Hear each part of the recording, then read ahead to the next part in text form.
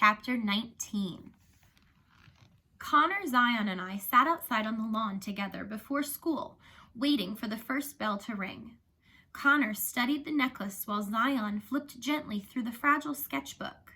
Every now and then, a brittle piece of paper would flake off, and we'd all gasp.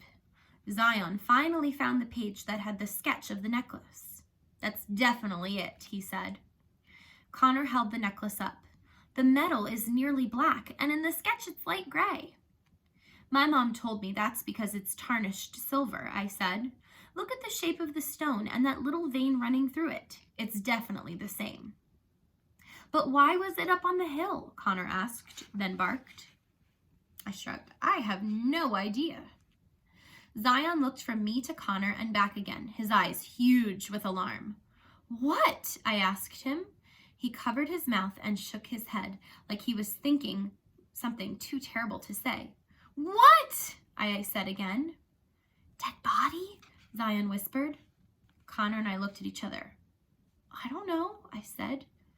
"What other explanation could there be?" said Zion. "Somebody murdered this necklace-wearing person and buried her body up on that hill. Why else would it be up there?"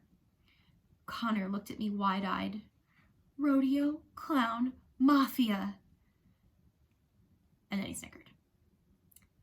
I shook my head at him and tried to remain serious. "I spend a lot of time up on that hill, and I've never seen any sign of a grave or anything." "It could have happened a long time ago," Zion said. "Maybe bushes and cactuses and stuff have grown over it. I've heard a dead body makes good fertilizer." Connor and I laughed. "That's so gross," I said. "Where could you have possibly heard that?" Zion scratched at his chin. "I think I heard it in a comic book somewhere." "Oh, then that's definitely true," I said.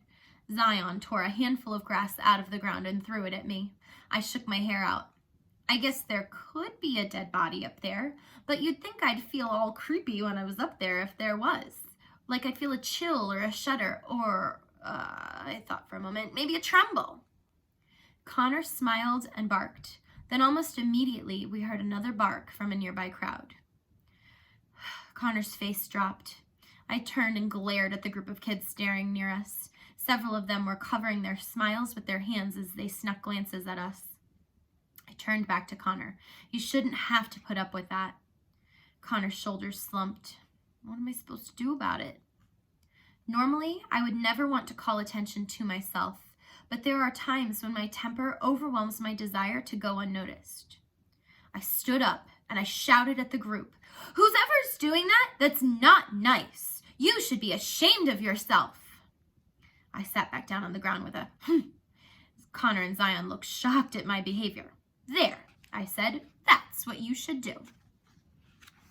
And that's the end of that chapter. That was super quick. Love to tune in and do another one soon.